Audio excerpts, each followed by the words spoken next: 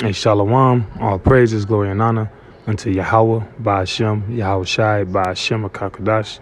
Double honors unto the apostles and elders of Great Millstone that rule well through the scriptures. Peace, though, for elect. On screen, you see the word epiphany with the definition. And before I read it, I'm going to give a little background to why this is on screen.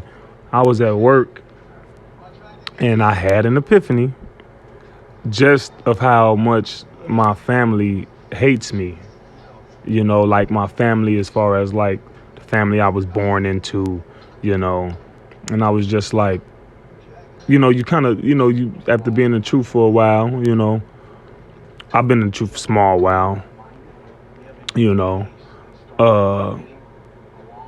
and you know that you got the scriptures, the scriptures is there, you know, but they don't always manifest right away.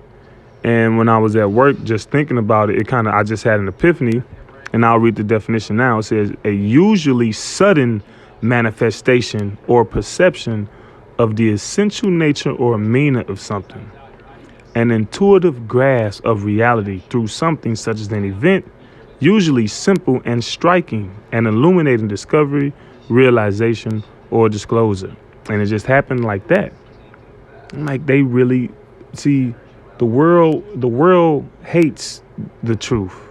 Okay. Let me get a couple scriptures. All right, we can get all of this. John 7:7. It says, "The world cannot hate you, but me it hated, because I testify of it that the works thereof are evil." And we coming in the stead of the Lord. See, we testifying against the world, because everything that is in the world, what's in the world?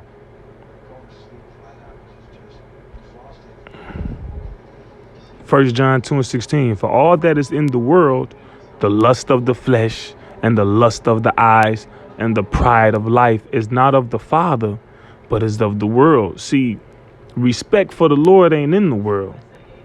All right. All that's in the world is the lust of the flesh. All right. Got to do something. Got to do something. Got to do something. I have to satisfy myself. You know, that's why you got all these people that's morbidly obese. They got to satisfy that appetite, that hunger to always be eating something. All right. That's why you got so much adultery going on. All right. That's why you got so much people living outside of their means because of the lust of the eyes. All right. Buying all type of keeping up with the Joneses, buying every pair of J's and every pair of Jordans, things like that. It says, and the pride of life. Why? Comparing your life to the next man's. People do that. People will treat you. People will form an opinion about you and even treat you a certain way depending on the car you drive, depending on how you dress. All right. The pride of life. It said it's not of the Father, but is of the world. And we testify, and the Lord said, so ultimately they hate the Lord. Ultimately. All right. Ultimately, they hate the Lord. OK. Let me see what else is in here.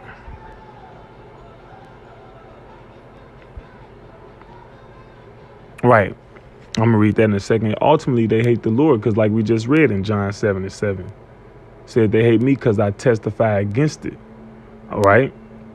And we coming in the stead of the Lord. All right. We coming how he coming. You know, he number one. And we right up under him. He mad at the world for what's going. We mad too. All right, because it's wrong. It ain't right. It just ain't right. And the Lord actually put a spirit on us to not be comfortable with the things that's going on. The Lord put a spirit on us to be mad at the plight of our people. All right, to be mad at the what is that? Let me see. What is that? Habakkuk 1. Habakkuk 1:2, it says, O Lord, how long shall I cry and thou wilt not hear? Even cry out unto thee of violence and thou wilt not save. We crying out to the Lord for what's going on in our people. All right, these ain't isolated incidents. Look, a so-called Negro or a so-called Latino Native American get killed, and yeah, our people they'll mourn for him for a minute, but then it's back to the basics. It's back to the pride of life. All right, yeah, you might see a transgender or a transsexual, you know, but you don't want to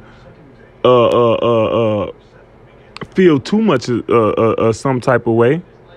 Because why? Oh, that ain't got nothing to do with me. That's them. If they, you got some of my people that's upset with it, you know.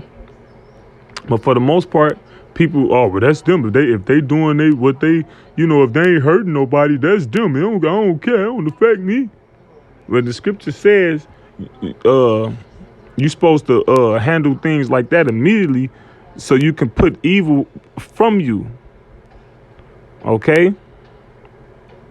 Let me see.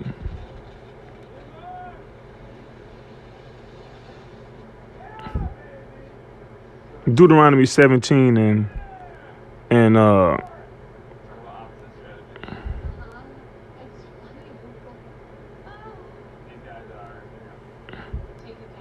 7. I'm just the point, because this in here multiple times. But the point is, it says the hands of the witnesses shall be first upon him to put him to death, and afterward the hands of all the people. So thou shalt put the evil away from among you, right? Because when you don't nip stuff in the bud, what's a bud? A bud is still a seedling. If you don't nip it as a seedling, then it grows and it sprouts and it becomes something else entirely. It gets worse. All right, like you take. Let's deal with sex. All right. You had the traditional American family values, which were so-called Christian values, with the man and woman. Then the homosexuality thing went through a phase, and then once that got accepted to a degree, the transsexual thing became a thing. And once that lessened to a degree, now you got non-binary. Now you got asexual, gender. Genderless. You got gender neutral, gender fluid, and now that's progressing to what? Pedophilia. You see that? See how you didn't nip it in the bud and then it grew and became a weed. It just became a total weed. And these is the things that Habakkuk was upset with. Okay? And we coming in the same stead. Salakia. Let me see. Habakkuk 3. 1 and 3. Why doest thou show me iniquity and cause me to behold grievance? For spoiling and violence are before me, and there are that raise up strife and contention. Therefore the law is slacked, the law of the Bible. And judgment doeth never go forth, because there's judgments for certain wrongs that's committed in the Bible. And there's judgment for certain right. Judgment can be positive or negative, depending on what happened. It says, for the wicked doeth compass about the righteous, therefore wrong judgment proceeded. And who are the wicked? The race of people who call themselves Caucasian. Since they compassed us, they in front of us, the Israelites, so-called Negroes, Latinos, Native Americans. Look at what's in place. Look at the laws that's happened. Look at what's okay, and look what's not okay. The scripture says, woe unto them that say good is evil and evil is good. And that's what's happening. See, you speaking out against this is frowned upon. And this has trickled down to our people. That's why John 8:44, you are your father the devil, and the lust of your father you shall do. As long as people can sit back and waddle in their lust, they don't care what's going on. And even of our people.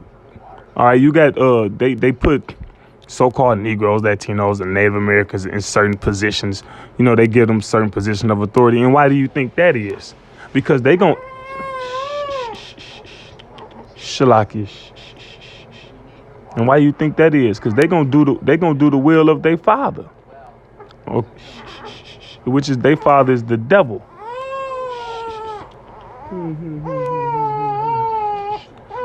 You know. So with that, Lord willing, this was edifying lesson for the hopeful elect. You know, The little Padawan is, crying right now. Lord willing, I could come back with a part 2.